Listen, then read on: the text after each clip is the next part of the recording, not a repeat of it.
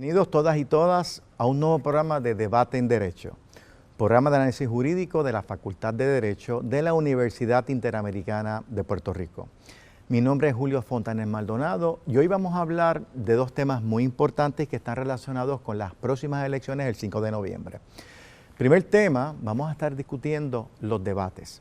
Se han dado muchos debates para los puestos de comisionado residente, gobernador y alcalde de San Juan.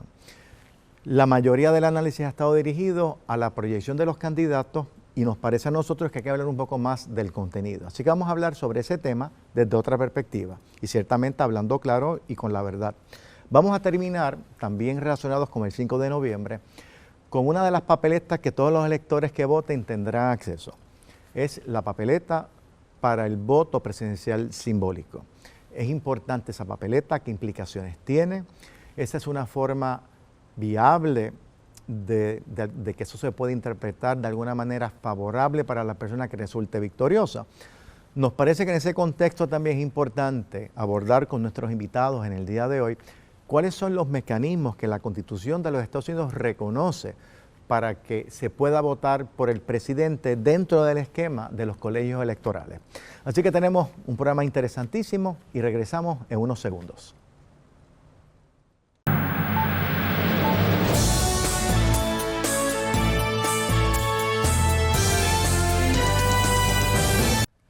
Regresamos a Debate en Derecho. Mi nombre es Julio Fontanes Maldonado. Me acompañan los profesores Carlos Ramos y Yanira Reyes Gil. Saludos. Como habíamos anticipado al principio, vamos a tener un programa bien interesante, bien relacionado con las elecciones del 5 de noviembre. Vamos a comenzar con un tema que, aunque ha sido discutido, a mi juicio, ha sido discutido de una perspectiva incorrecta, y me refiero a los debates que hemos sido víctimas todos nosotros durante esta semana en cuanto a los candidatos a gobernador, comisionado residente y alcalde de San Juan. Y digo que el análisis no ha sido el correcto porque es mi percepción, y no sé cómo ustedes piensan, que ha estado limitado ese análisis a la proyección. Es decir, que también habla el candidato o candidata, que también se proyecta, que también luce, qué ropa utiliza. Me parece que se ha descuidado mucho dos aspectos fundamentales: el contenido de lo que se dice, particularmente las propuestas que se hacen en el momento en que Puerto Rico vive una crisis en todos los órdenes. Pero también me parece que no ha habido un proceso riguroso de verificar las cosas que se dicen, particularmente si son ciertas o falsas. Y quisiera utilizar un poco este espacio para quizás comenzar a discutir el tema con la siguiente interrogante: ¿qué tan importantes o decisivos son para ustedes los debates? Comencemos contigo, Carlos. Bueno, los debates, que aunque tú usaste la frase que hemos sido víctimas, y en parte es verdad, yo voy a explicarte por qué yo en algunos me he sentido víctima. Para algunos sectores, ¿verdad?, de la población, para muchos votantes, pues una oportunidad de poder contrastar en vivo y a todo color algunas ideas, que créeme que son bien poquitas, y sobre todo muchas imágenes. Sí. Yo creo que los debates, sobre todo en Puerto Rico, yo todavía no estoy muy seguro de cuán decisivo puede ser para cualquier votante, salvo alguna cosa extraordinaria. Y yo creo que hasta lo mismo se ha dicho en Estados Unidos, salvo cosas extraordinarias como pasó con el segundo debate. Y en Estados Unidos el debate de Kennedy y Nixon en el 60, el son del 60 también se señala. Hay algunos que pueden hacer, pero yo creo que como regla general pues no lo son. Pero se presenta una oportunidad de uno verlos, de uno poder contrastar, y más que nada, a veces uno está más pendiente, depende de cada elector. Yo como elector estoy más pendiente de ver qué error cometen. Y digo eso porque a mí me parece, y ahí sí que me he sentido víctima, y a veces me he sentido mal. Algunas preguntas de los periodistas, que pueden haber sido extensas, algunas de ellas que podemos hablar ahorita, pero han sido muy puntuales y muy precisas. Una pregunta como, por ejemplo, ¿qué usted va a hacer? Pero así, 1, 2, 3. ¿Me explica qué usted va a hacer 1, 2, 3 con el contrato de Luma, que ya parece que hay un consenso de que se va a dejar sin efecto, a romper? Pero explíqueme eso en 1, 2, 3 y a renglón seguido le dice, y recuerden 40 segundos. Bueno, pues es una falta de respeto, porque no hay temas de los que se han hecho en esas preguntas, que todos son, muchos de ellos preguntas buenas, que se puedan contestar en 40 segundos, 1 minuto. Es que no hay manera, excepto banalizando la respuesta.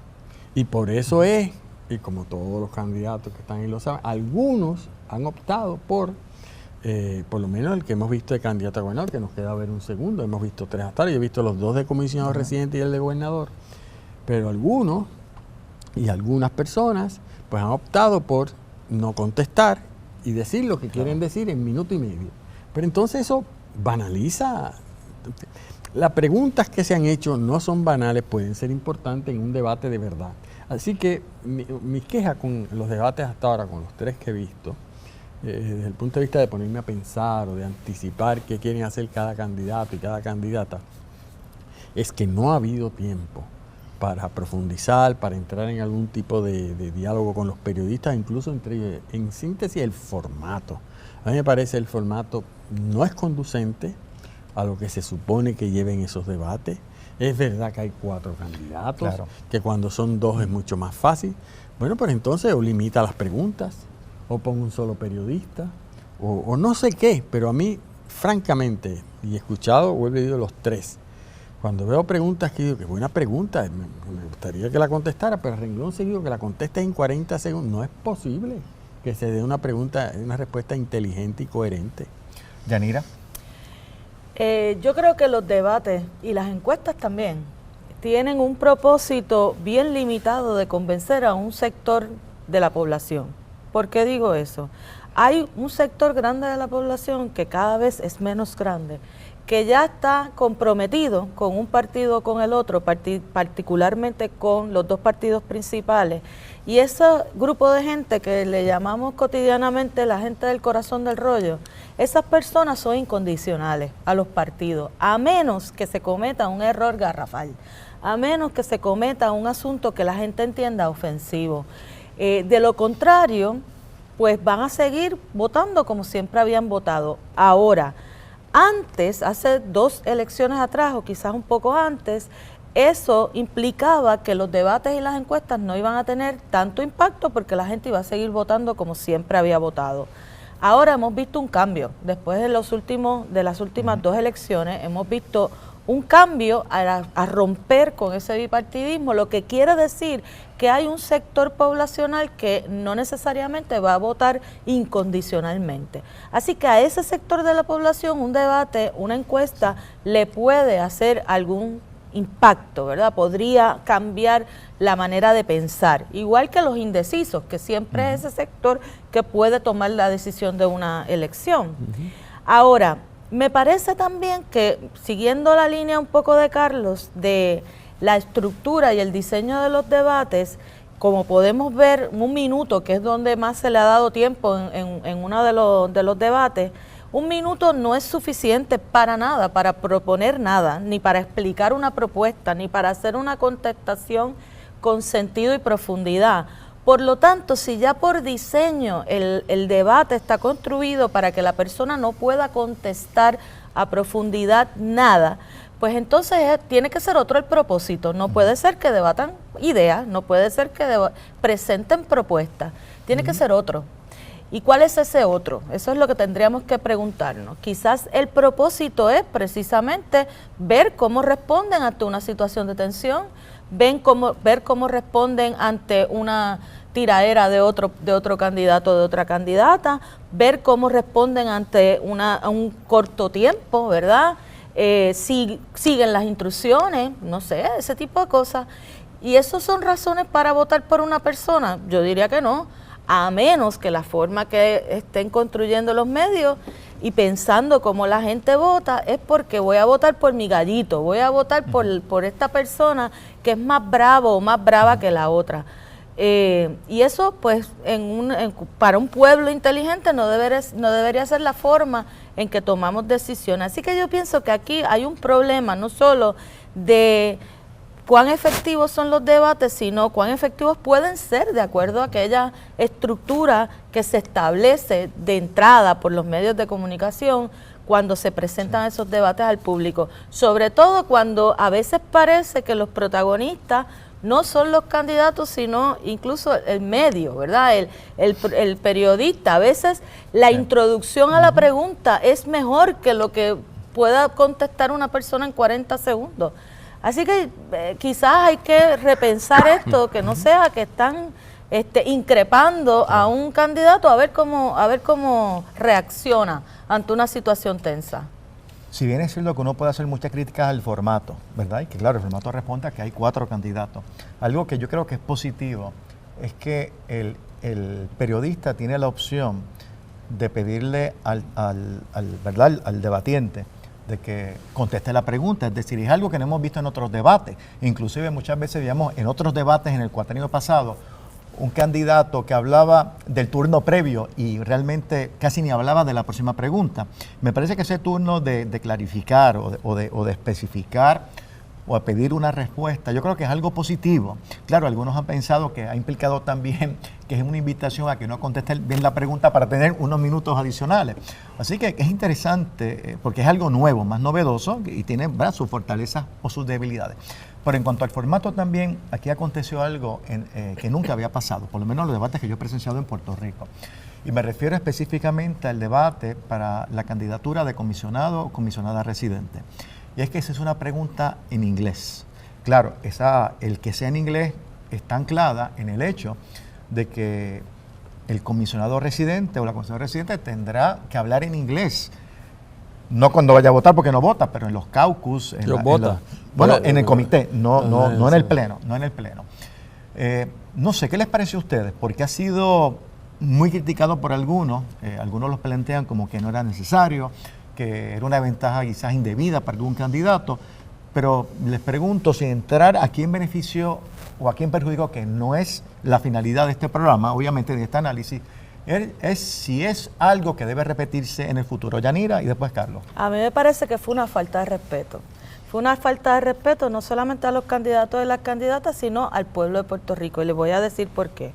Eso no es una entrevista de trabajo, ¿verdad?, en la que se tendría que confirmar si esa persona puede manifestarse, expresarse en inglés. Es un debate para convencer a la gente del pueblo de Puerto Rico a votar por una persona o por otra. La mayor parte del pueblo de Puerto Rico probablemente no entendieron la respuesta. No es solamente que la persona pudiera manifestarse correctamente de manera fluida en inglés, sino que la gente probablemente no entendió el contenido de la respuesta.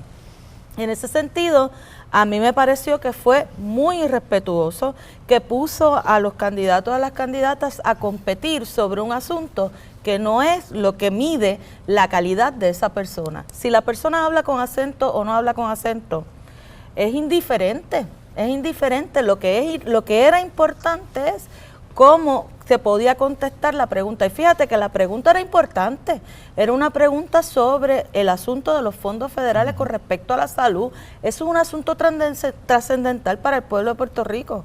Y una pena que mucha gente no pudo entender lo que contestaron los candidatos y que los candidatos probablemente no pudieron explicar claramente cuál era su postura con respecto a ese tema tan fundamental. Así que a mí me parece que fue innecesario y que fue irrespetuoso.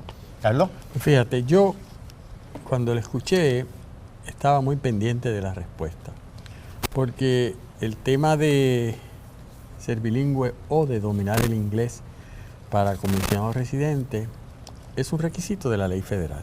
La ley federal específicamente dispone, la ley federal aplicable a Puerto Rico, la ley 600, establece que como requisito particular para comisionado residente, que tú tienes que dominar el idioma inglés. 1. 2. En el país hay una discusión continua de si se debe moverse hacia una educación bilingüe o no. 3. El partido de turno precisamente ha planteado que hay 2 idiomas oficiales. De manera pues que es legítimo, me parece a mí, para un votante conocer si la persona que se va a enviar a Washington tiene un dominio básico del idioma inglés. Yo creo que eso es sine qua non, o sea, tú tienes que saberlo porque tú no vas a enviar a alguien que no domine el inglés. El tema es si la manera de conocer si eso es así es como se hizo en el debate, es decir, que en el debate pues se haga una pregunta en inglés para ver cómo se desempeña. ¿Por qué? Porque se presta a que si tu respuesta es con acento o tu conjugación no es exactamente la más correcta, bueno, pues se critique o se te quiera descartar porque tú no vas a poder hacer un buen desempeño como comisionado residente. Y eso no es del todo correcto, porque han sido miembros del comisionado residente Y todavía incluso al día de hoy, tú puedes ver y escuchar a congresistas, yo no voy a citar a ninguno, pero yo las he escuchado con unos acentos bien pronunciados, que no es su idioma, lo hemos tenido nosotros en el pasado, personas que no dominan exactamente el idioma, porque lo importante es que aún dominándolo como segundo idioma, que es lo que yo creo que hay que resaltar aquí. Aquí se puede ser comisionado residente aunque tu idioma, tu dominio en inglés sea como segundo idioma, que es como lo tiene la mayoría de los puertorriqueños. Así que es legítimo. La forma como se hizo, la pregunta en que se hizo fue la que me creó incomodidad, aunque yo personalmente quería saber si efectivamente, porque había muchos rumores de que unos podían hablar, otros no. Yo creo, me refiriendo a Yanira, quizás fue innecesario, quizás tenemos otras maneras de indagarlo. Yo no creo que fue una falta de respeto en tanto y en cuanto que ellos lo sabían. Yo creo que si hubiese sido una pregunta donde tú no lo sabías, no, entonces sí que, tú sabes, te lo digo yo que lo tengo como segundo idioma y personalmente no me gusta hablar mucho inglés, aunque estudié en escuela privada, estudié en Estados Unidos, lo domino, no me siento cómodo, me lo tienen que decir de antemano para prepararme mentalmente. Pues por siguiente, algunos de los candidatos y candidatas allí también, pero ellos lo sabían. Y entonces eso se acordó. Claro. Y quizás entonces lo que se debió haber dicho, mire, no hacerlo así tan grave, mira, y vamos a hacer una pregunta sobre este tema, o mira, en una de las partes vamos a pedir que den un saludo como si fuese su primer, usted tiene 2 minutos y es su primer opening statement, su primera oración de apertura cuando esté en el Congreso. Diga en 1 minuto lo que usted diría. Quizás mínimamente, y eso era quizás menos amenazante que lo que se hizo. Claro, el planteamiento de que no se debe medir, porque no todos hablamos inglés, porque no todos hablamos igual, y por lo tanto lo que se buscaba detrás de la pregunta era descartar candidatos otros. Bueno, eso yo creo que no era para eso, pero se prestó para, por ejemplo, en el caso del candidato Villafañe, que su inglés era más o menos, creo yo, como debe ser el mío, que a veces se conjugan bien los verbos y a veces no, pues algunos lo han querido descartar, y sobre todo si los contrastas con personas que han estudiado en Estados Unidos, que han trabajado en Estados Unidos, pues obviamente son perfectamente bilingües y se puede ser injusto. Ahora, ¿qué era pertinente y qué es pertinente para el país y para el votante conocer que quien vaya a Washington tiene un dominio básico del idioma inglés? Yo creo que debemos saberlo y yo creo que cada partido debe asegurarse de que sea así. Porque... Pero históricamente es bueno también ser justo. Si miramos los que han ostentado esa posición desde el 52 para acá, para hablar de la Constitución para acá, yo diría que la mayoría han dominado el inglés como segundo idioma, no han sido totalmente bilingües. Yo diría que eso ha sido la manera consistente. Fernando Gisern, Jaime Benítez, Jaime Fuster, yo diría quizás que Fortuño era totalmente bilingüe, pero no pensaría eso de las otras personas que he mencionado, inclusive la actual comisionada. Pero ahora me parece que es justo hacer también esa salvedad porque has mencionado la importancia de hacer la salvedad entre ser bilingüe y manejar el inglés como un segundo idioma, que es suficiente para ostentar el puesto. Déjame decirte, perdona, Yanira, pero se me olvida. Yo, por ejemplo, uno de los, porque lo asigno en el salón de clase, uno de los discursos, obviamente en inglés, donde el inglés es impecable y es hasta poético. Y yo no estoy seguro, honestamente yo no estoy seguro, de si eso pasaba por un sedazo una vez. Tú decías lo que decías, que lo dudo, porque ese es el récord congresional. Pero si tú ves el inglés, el discurso de Luis Muñoz Rivera, rechazando la imposición de la ciudadanía americana de la ley John de 1917, tú dices, yo no sé cómo sería el acento, pero el inglés no puede estar mejor expresado que lo que está aquí. Es decir, que ha habido, como tú dices, algunos modernos que sí lo han dominado, otros no tanto. Yo no sé cómo era Santiago Iglesias Pan, yo no lo sé. No tengo duda de que tendrían algunos acentos, porque algunos de los que han mencionado yo los conozco y sé que tienen acento. E incluso sé de personas que son perfectamente bilingües y a propósito, deciden usar acento. Yo siempre recuerdo a Rubén Berríos Martínez, a todas las vistas que vaya. El dominio de inglés de Rubén es extraordinario. Ha estudiado en Oxford, ha estudiado en Estados Unidos.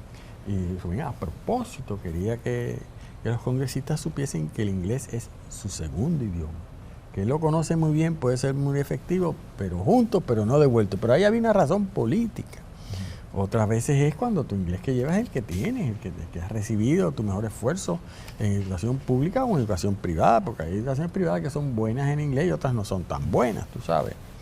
pero va al meollo de la cuestión del idioma español e inglés en Puerto Rico. Y eso es pertinente discutirlo. Sí. Lo que pasa es que es una desgracia que tenga que ser a través de los conejillos de India de los candidatos, ¿verdad? Pero también va al meollo del asunto colonial, y en el sentido de que y de la diferencia en términos de las desigualdades educativas en este país. No es lo mismo definitivamente una persona que se educa en colegios privados carísimos y que va a estudiar en universidades privadas o en universidades de Estados Unidos a nivel de bachillerato, que una persona que va y crece y se desarrolla y se educa en escuela pública toda la vida. Pero eso no es un obstáculo para que personas que nos educamos en escuela pública lleguemos a estudiar a los Estados Unidos y a desarrollarnos, a hacer otro tipo de cosas. Y voy a dar mi caso para decir que el dominio del inglés no es siempre a nivel de debate y a nivel conversacional. Uno puede dominar el inglés a nivel escrito, a nivel de lectura. Los discursos que se dan en muchos espacios, uno los prepara con anticipación y no es esa cuestión improvisada. En ese sentido, la mayor parte de la diáspora puertorriqueña, cuando se muda a los Estados Unidos, no tiene necesariamente la capacidad de responder de manera inmediata, improvisada, preguntas, tener una conversación completa en inglés, pero eso no quiere decir que no dominen el inglés en términos de trabajo, o sea, que puedan leer unas instrucciones, que puedan leer un contrato, que puedan escribir, que puedan contestar un correo electrónico. Así que yo creo que no se medía, ni siquiera el asunto del inglés, se medía de manera justa, porque el trabajo de un comisionado residente no va a ser necesariamente todo el tiempo en un debate improvisado, mucha cosa que va a ser de forma escrita.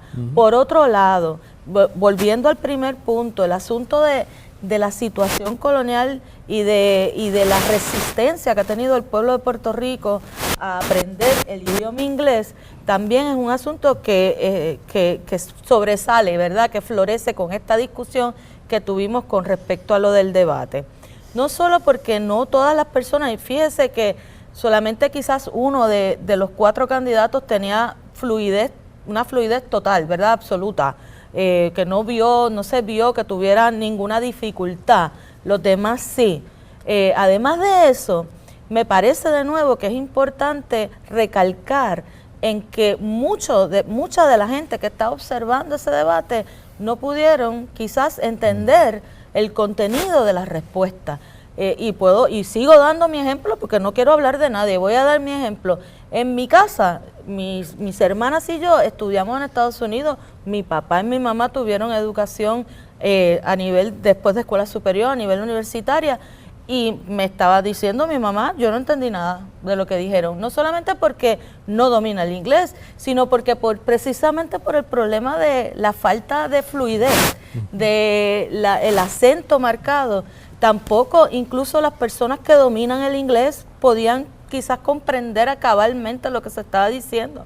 Así que pienso que se pierde el propósito. Si tu propósito es tan limitado que es probar que sabes inglés, pues entonces me parece que era un propósito bien liviano. Me parece que el propósito debe haber sido saber si estas personas pueden contestar preguntas con sustancia sobre los problemas que tendrían que enfrentar como comisionado o comisionada residente. Y a mí me ha preocupado mucho, un poco lo dije al principio, de que quizás lo más que se ha discutido de ese debate ha sido ese turno. Sí, claro. No las respuestas o las falsedades que dijeron algunos de los candidatos y que no ha habido ningún tipo de análisis, ningún tipo de fact-checking sobre la información totalmente falsa, que no voy a decir cuáles son porque ese no es el propósito de este programa, pero yo creo que ese debería ser lo que deben hacer los analistas cuando discuten los debates. No la ropa que usaba otro, no lo bien que se expresó, porque eso es, a mi juicio, una cosa realmente, no digo que es insípida, porque es importante la comunicación, es importante poder expresar las ideas, pero yo creo que más que hablar bonito es qué es lo que se dice, cuáles son las propuestas y sobre todo, si tú mientes en un debate, yo creo que eso dice mucho de tu carácter como político, como futuro comisionado, como futuro gobernador o como futuro alcalde. Bueno, para terminar este tema del debate, quisiera hacerle una pregunta bastante precisa, y es que yo creo que podemos estipular de que como norma general los debates no han sido decisivos históricamente, no lo han sido.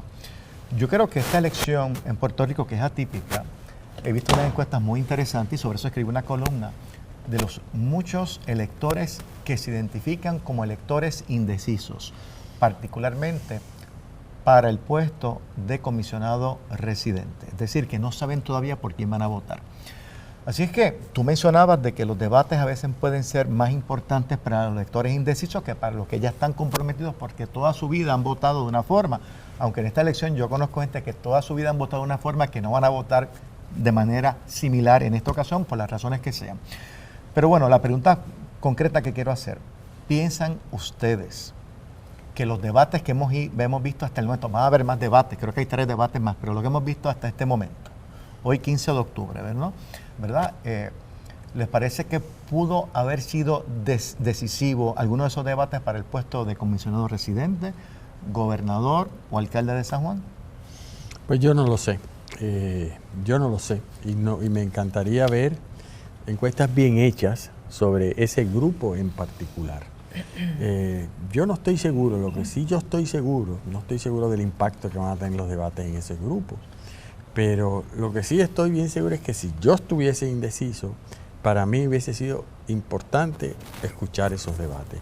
Y cada vez están apareciendo más indecisos por las razones que tú expresaste hoy, escribiste en tu columna. Bueno, y además porque el país está en un momento de cambio y de transición desde las últimas elecciones, donde todas las elecciones se decidían casi siempre entre 2 partidos. Ya no es así. Ya nadie llega al 50%, ya nadie tiene el 45%. Hay un cambio en el comportamiento electoral puertorriqueño que está haciendo que cada vez la gente esté más indecisa. Yo creo que el surgimiento de la alianza como una alternativa frente a ese grupo de inconformes, pues los está haciendo repensar si realmente eso es la alternativa, si son más de lo mismo, si se trata de los de siempre, pero con otra fachada. Cualesquiera que sea la respuesta, para los indecisos, esa situación de por sí es bien importante.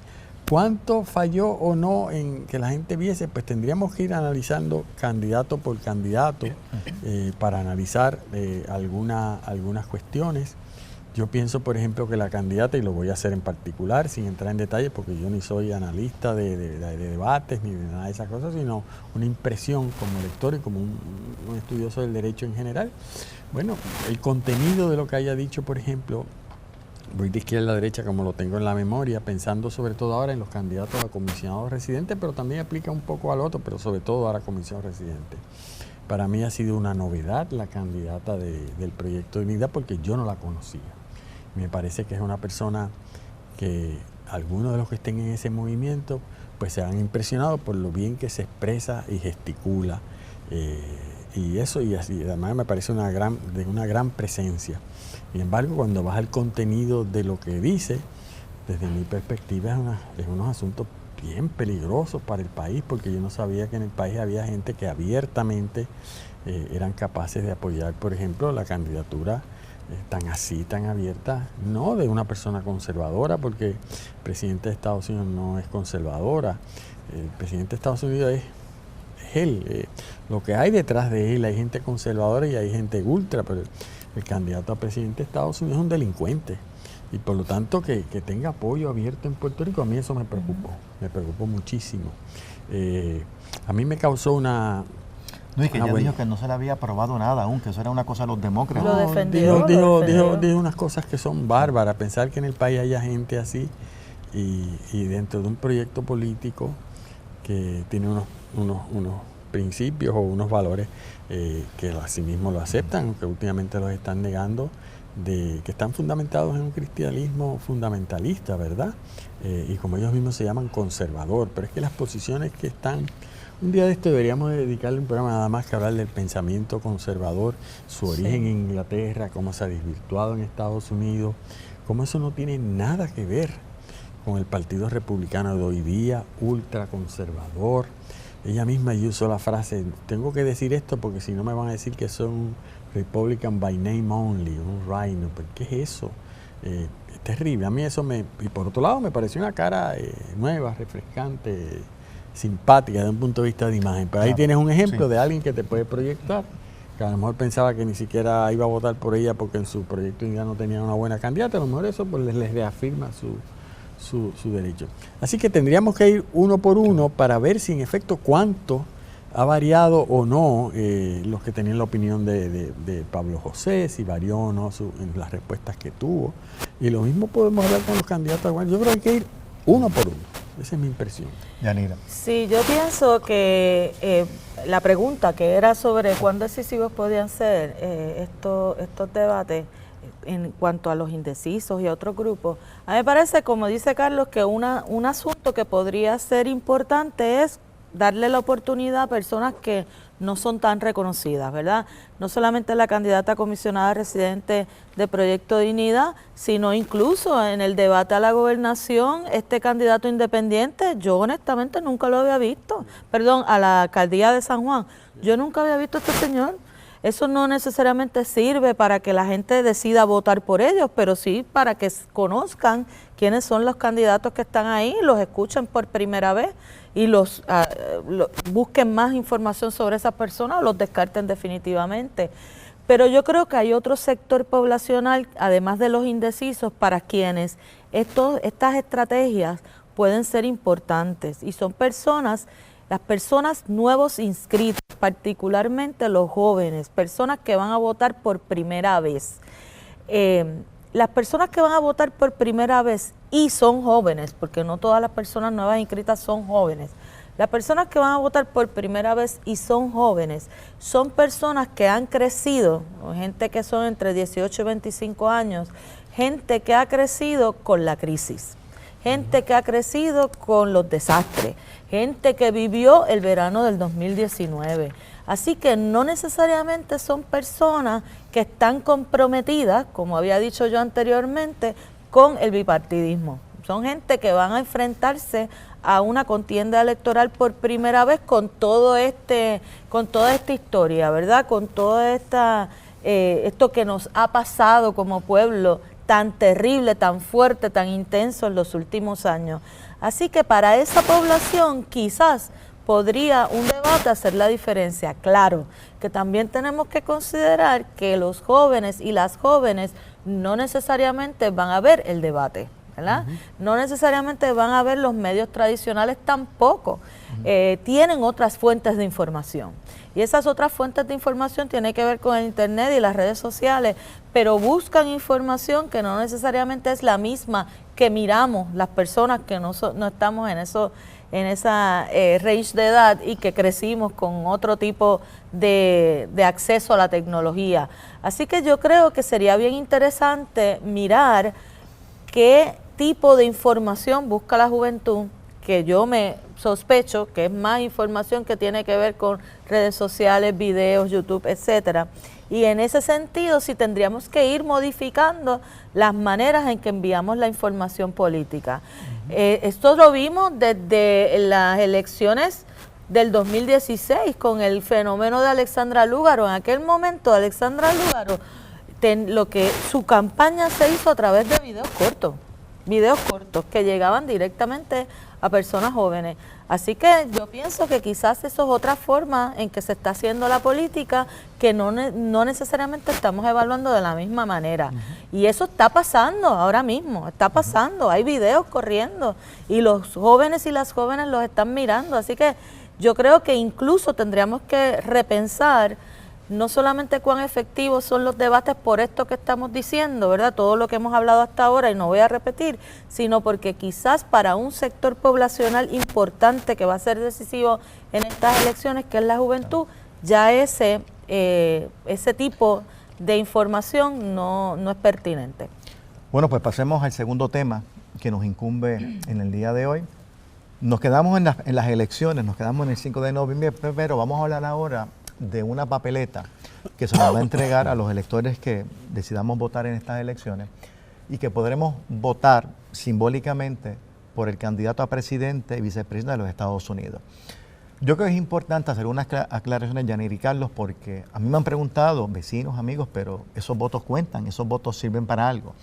Y cuando digan para algo no se refieren al voto simbólico o representativo, sino al voto real, es decir, eso se va a contar, eso va a tener un efecto en la decisión de quién es el presidente o vicepresidente de Estados Unidos. Y yo creo que es importante hablar sobre eso y aclarar en su justa perspectiva y hablando claro de qué es que trata esto. Si miramos el ordenamiento jurídico de los Estados Unidos, particularmente la Constitución, se establece que solamente las personas, los ciudadanos que residan en los estados pueden votar por el presidente y el vicepresidente. Hay una excepción que en un estado, claro, está, se ejerció la enmienda quinta, se enmendó, se hizo la enmienda 23 que permita a los residentes del territorio, que no es un estado, del territorio de Washington D.C., votar por el presidente desde 1969. Es decir, eso es, ¿verdad? Ese es el proceso para poder votar por el presidente, salvo, ¿verdad? En el caso de Puerto Rico, salvo que se enmiende la Constitución, igual que se hizo bajo la enmienda 23, o Puerto Rico se convierta en un estado, porque ya siendo estado, todos los ciudadanos pueden votar porque residen en un estado. Así que eso es lo que dice la Constitución en blanco y negro, hablando claro. Claro, sabemos también que un boricua de Aguadilla, el licenciado y amigo Gregorio Igartúa, una vez instó un interesante pleito, donde planteaba que como ciudadano americano era un derecho fundamental poder votar por el presidente, no importa vivieras en un estado o vivieras en un territorio o fuera de los Estados Unidos. Ese caso no prevaleció a nivel de circuito, pero hubo una expresión muy fuerte o muy interesante del juez Torruella, donde decía que era importante que el Congreso actuara sobre este tema, porque el Congreso es el que tiene que actuar para una cosa o lo otro. Y planteaba que si el Congreso no actuaba, en su momento los tribunales podían entonces buscarle un remedio a un reclamo de los méritos que esbozaba el licenciado Gregorio Igartúa. Así que vamos a hablar un poco sobre eso. Me gustaría que ustedes nos hablaran sobre la importancia de esa papeleta. Sabemos que no se va a contar para fines de quién es el presidente o vicepresidente, pero bueno, podría tener algún efecto político, simbólico, no sé, pero sobre todo hablar sobre las posibilidades de que los puertorriqueños y puertorriqueñas que residimos en el territorio de Puerto Rico podamos en un futuro cercano votar por el presidente sin ser Estado, o sí que se enmiende la Constitución para permitirlo, al igual que se hizo con los residentes del territorio de Washington D.C. Yanira. Sí, yo quiero primero que todo decir por qué es que estamos votando por el presidente en estas elecciones. Yo creo que nadie... Votando simbólicamente. O sea, que hay una papeleta presidencial en estas elecciones. ¿Por qué está pasando eso? Bueno, porque el Código Electoral que se aprobó en junio del 2020 por la mayoría nuevo progresista, ese mismo Código Electoral que ha establecido todos estos cambios que han sido criticados en estas últimas dos elecciones, estableció un subcapítulo mediante el que se establece que habrán elecciones presidenciales en cada elección general y que comenzará eso a partir del 2024. Ese artículo dice: se ordena bajo el derecho civil y fundamental protegido bajo la primera enmienda de la Constitución que el mismo día de cada elección general, comenzando con la que se realice en el año 2024, todo ciudadano americano que sea elector hábil en Puerto Rico ejerza y reclame su derecho al voto para expresar su preferencia entre los candidatos a presidente y vicepresidente de Estados Unidos. El Código Electoral habla de un derecho al voto, habla de votar por el presidente, pero como ya en la introducción que presentaste a esta pregunta has planteado, la Constitución de los Estados Unidos establece bien claramente que solamente serán el presidente de los Estados Unidos será electo mediante el voto de los colegios electorales que son seleccionados por los estados. Por eso es que, como bien mencionaste, se necesitó una enmienda constitucional para permitir que los residentes de Washington D.C. pudieran seleccionar a esa persona, ese grupo de personas que van a formar parte del colegio electoral, quienes van a su vez son los que van a votar por el presidente de los Estados Unidos. Es que es importante que entendamos esa estructura porque contrario a lo que pasa en Puerto Rico, en los Estados Unidos no se vota directamente por el presidente, sino que es a través de los estados. Por otra parte, es importante entonces señalar que para que en Puerto Rico podamos votar por el presidente de los Estados Unidos y ese voto cuente, es necesario que o seamos Estado o haya una enmienda constitucional que nos permita, mediante excepción, votar por el presidente de los Estados Unidos. Lo que quiere decir que ese voto de que van a ser las personas el 5 de noviembre es un voto totalmente simbólico que no se va a contar y que no va a servir para nada que no sea una encuesta de opinión. Las encuestas de opinión son importantes, pero no hay por qué pagarlas con los fondos públicos. Esa encuesta que se va a hacer el 5 de noviembre nos va a costar mucho dinero y eso pues me parece que es una mala utilización de los fondos públicos. El caso de Igartúa, es importante señalar que a nivel de Distrito Federal en Puerto Rico se le dio la razón, pero cuando sube en el 2005 varias apelaciones, Igartúa no tuvo éxito, pero esa disidente del juez Torruella fue muy importante y en esa disidente el juez Torruella dice que el tribunal se acogió la doctrina de cuestión política para evitar tomar una decisión y evitar el embarrassment, ¿verdad? De los Estados Unidos de mantener a unos ciudadanos y ciudadanas, 4 millones en aquel momento, 4 millones de ciudadanos norteamericanos que residen en Puerto Rico sin justicia y sin derechos civiles. Me parece que esa es una de esas opiniones del juez Torruella que eran muy fuertes con respecto a este tema, pero que definitivamente no tuvo éxito esta petición en los tribunales de Estados Unidos porque se planteó que no era posible que la Constitución fuera inconstitucional, ¿verdad? Uno de los planteamientos de Igartúa era que era inconstitucional que no se le permitiera a los puertorriqueños y puertorriqueñas votar por el presidente de los Estados Unidos y la respuesta del tribunal es que eso no es posible. No es posible que la Constitución sea inconstitucional. Carlos. Y no es posible en ese sentido. Claro. Igartúa llevó el caso más de una vez, como sabes, lo llevó 2 veces. Ese mismo planteamiento lo hicieron también algunos residentes de Guam y ese caso sí llegó al Tribunal Supremo de Estados Unidos y el tribunal pues reiteró que la Constitución de Estados Unidos y el sistema electoral pues no autoriza ese voto. El derecho a votar por el presidente de los Estados Unidos no forma parte del derecho fundamental a votar. Está gobernado por otras disposiciones constitucionales. Ahora es importante decir aquí lo siguiente. ¿Por qué se va a votar simbólicamente por el presidente? ¿Por qué se va a usar fondos públicos para eso? Pues la razón es sencilla. Porque desde finales de la década de 1970 y principios 80, hasta el día de hoy, porque eso ha ido cambiando, el Tribunal Supremo de Puerto Rico ha permitido que esa votación se dé simbólica, aunque en las décadas del 70 se dijo que eso era un mal uso de fondos públicos porque no perseguía un fin público. ¿Por qué no perseguía un fin público? Válido, porque el fin público que permitiera votar por el presidente y la Constitución lo prohibía.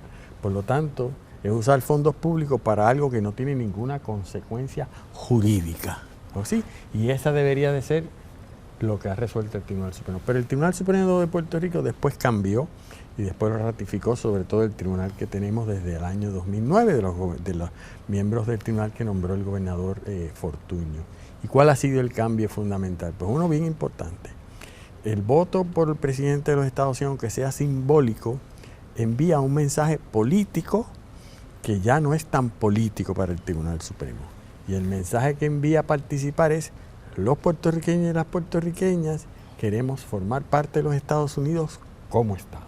Y el voto simbólico y la participación en él adelanta la política pública de la estadidad. Y el Tribunal Supremo de Puerto Rico ha dicho que adelantar a la política pública dirigida a la estadidad es un uso de fondos públicos válidos. Así es que la razón por la cual se va a votar por el presidente de los Estados de forma simbólica es porque es una manera de adelantar la estadidad con el visto bueno del Tribunal Supremo de Puerto Rico. Yo creo que esa decisión del Tribunal Supremo de Puerto Rico, avalada en más de una ocasión y contraria a la decisión de la década de los 80, yo creo que está equivocada. En su momento, pues, le tocará a otros tribunales aclarar esa cuestión. Pero lo cierto es que el tribunal durante los últimos años ha llegado a la conclusión que aunque todo es simbólico, por ejemplo, aquí hay partidos demócratas y republicanos, lo sabemos, pues aunque los partidos han permitido que usted elija delegados a la convención, y aunque los delegados a la convención pueden participar en la convención de los partidos, no pueden eventualmente en el proceso electoral. Eso es una manera de ir enviando mensajes, de involucrando al pueblo de Puerto Rico en un proceso de integración hacia los Estados Unidos. Y el Tribunal Supremo de Puerto Rico ha dicho, repito, con el visto bueno del Tribunal Supremo de Puerto Rico, que eso es válido, que el pueblo de Puerto Rico ya ha manifestado su interés en participar en esas primarias presidenciales y por ende el interés en su día del voto simbólico. Por eso es que en esta elección hay un gran dilema político en el país, porque eso está todo, a mi juicio, fundamentado en una ficción legal. ¿Y cuál es el dilema que hay? Que todos los que van a participar en esa elección, si acaso, quizás distinto al Proyecto de Dignidad, que no estoy seguro finalmente, parece que van a dejar en mano libre, salvo el Partido Nuevo Progresista, pues están a favor de ese voto simbólico. Los demás partidos, con excepción de Dignidad, van a boicotear y no creen en eso. ¿Por qué? Porque participar en ese proceso entienden que es adelantar una causa política en la cual no están de acuerdo. Y ese es el dilema que tienen ahora los votantes. ¿Qué hacen con esa papeleta? ¿La utilizan, no la utilizan, la votan en blanco, la destruyen? Los que no creen en eso, los que piensan que eso es adelantar un fin político partidista. Y eso es un gran dilema que se tiene en estas elecciones. Bueno, como el tiempo nos está traicionando, una sola pregunta más y me gustaría un poco aprovechar esta coyuntura, esta discusión, para hablar de un tema procesal relacionado a ser Estado o a enmendar la Constitución, porque después de todo, como dijimos anteriormente, salvo que haya una intervención de la rama judicial, esos son los dos mecanismos para que los puertorriqueños que vivimos en Puerto Rico podamos votar por el presidente dentro del esquema de los colegios electorales. Me planteaba un profesor adjunto, que no voy a decir su nombre porque no me da autorización, pero él me planteaba que él estaba convencido de que la manera más fácil de viabilizar el que los puertorriqueños podamos votar válidamente por el presidente de Estados Unidos es con una enmienda a la Constitución, tal y como pasó con el territorio de Washington D.C., ¿verdad? Y ahí, pues, eso por un lado, ¿no? Entonces, yo le digo, pero no es más fácil, en virtud del artículo 4, sección 3 de la Constitución, que el Congreso convierta a Puerto Rico en Estado. Es decir, ¿qué es más difícil en estos momentos? Ambas cosas estamos claros que son difíciles, ¿verdad? No es un tema que está en la agenda ni de Trump ni de Kamala Harris, evidentemente. Y no vamos a hablar si eso es bueno o es malo. Ese no es la finalidad de mi pregunta. Es ¿qué es procesalmente más difícil? Yo entiendo que es enmendar la Constitución. Es más difícil enmendar la Constitución, que implica un movimiento en el Senado y en la Cámara, inicialmente y después ratificado por Asamblea Legislativa de los Estados, 3/4 partes de los Estados, versus convertir a Puerto Rico en un Estado que básicamente es una acción del Congreso. No sé qué piensan ustedes. Yo pienso que las dos son bien difíciles. Bien difíciles lo de ser Estado por las razones que se han explicado, ¿no? Salvo que haya una supermayoría, que se convenza al Congreso, dependiendo de quién sea el presidente. Hay todas unas circunstancias de cómo se ejerce ese derecho, de verdad, si fue un ejercicio de libre determinación o no. Y sabemos que eso es difícil. Sabemos cuál es la postura actualmente del presidente Trump, que no. Por lo menos lo ve en términos políticos partidistas. El Partido Demócrata, pues prácticamente pues también lo deja un poco en la nebulosa. Yo creo que cuando a ti te comentan eso, lo que se quiere decir, yo creo que es lo siguiente. Enmendar la Constitución, tú puedes, que hay que darle la vuelta a todos los estados de Estados Unidos para conseguir la ratificación, 3/4 partes. Tú puedes en teoría, pero eso lo va a ser bien difícil, explicarle a cada estado que permitirle el voto a los puertorriqueños no implica admitirlos a un estado. De hecho, decirles que es para que no sigan con la petición de estadidad, que es lo que hicimos con Washington D.C. Les dimos el voto, pero no hemos querido darle la estadidad. Desde ese punto de vista, si tú los convences de que es un issue de derechos civiles, para que el Congreso ahora pueda votar con anuencia de, entre comillas, por lo menos votaron por el presidente, es que desde esa perspectiva quizás alguien te ha dicho que es más fácil darle la vuelta por el otro lado. Lo que pasa es que yo creo que en muchos estados no importa cómo vistas la mona, si implica integrar a Puerto Rico a Estados Unidos más, no se van a creer mucho la historia de que con el voto presidencial no se acerca a la estadidad. Porque de hecho la campaña en Puerto Rico siempre va a ser con el voto presidencial, que es lo que ha sido históricamente, nos acercamos más a Estados Unidos. Y por eso yo creo que los dos caminos son difíciles. En uno es venir de frente, en el otro quizás es menos difícil porque es darle la vuelta, pero al final o en alguna curva de esa de ratificación, yo creo que ahí se caería la cosa. ¿Yanira? De acuerdo en que los dos son absolutamente difíciles. Y yo pienso que mejor que la historia para decirnos cuál de las dos avenidas es más difícil que otra. Sabemos que Puerto Rico ha tratado hace décadas de convertirse en un estado, por lo menos un sector del pueblo de Puerto Rico que ha estado en el gobierno, ha tratado de diferentes maneras de convertir a Puerto Rico en un estado, mediante plebiscitos, mediante referéndum, mediante los cabilderos de la estadidad, el plan Tennessee que se habló en algún momento, negociaciones para que hayan proyectos de ley que se van aprobados por el Congreso de los Estados Unidos y ninguno ha dado fruto. De hecho, los comisionados residentes llevan 20 años que han sido dominados por el Partido Nuevo Progresista y no han logrado todavía adelantar la causa de la estadidad en ese sentido. Así que yo pienso que ya la historia nos ha dicho que el movimiento hacia convertir a Puerto Rico en un estado es bien complicado. No se ha logrado ni siquiera llegar cerca, ¿verdad?, de eso. Por otro lado, las enmiendas constitucionales, pues mire, quizás puede ser, como dice Carlos, que con alguna negociación política que entiendan que puede ganarse algo, los estados puedan acceder a eso si se plantea como derechos civiles, pero les voy a dar un dato de unas violaciones bien crasas de derechos civiles que no son de gente brown, de gente marrón que no sabe hablar inglés, que viven en una isla en el Caribe, como somos los puertorriqueños, y es la enmienda que se ha tratado desde los años 70 de aprobar a la Constitución de los Estados Unidos para reconocer los derechos igualitarios para las mujeres. Y eso no se ha logrado aprobar una enmienda constitucional para reconocer que las mujeres tienen los mismos derechos que los hombres a nivel constitucional.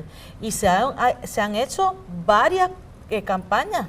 Se han hecho varias campañas y no se ha logrado. Pero no se ha logrado porque no ha sido ratificada por el número necesario de estados. Porque no ha sido ratificado por los estados. Y hay un cuestionamiento sobre si el proceso que encaminó todo esto podía establecer una fecha límite o si realmente eso había un tiempo, o sea que no hay nada en la Constitución que establezca un determinado tiempo para la ratificación de las 3/4 partes de la Asamblea Legislativa de los estados. Y se han establecido campañas en diferentes momentos y no se ha logrado.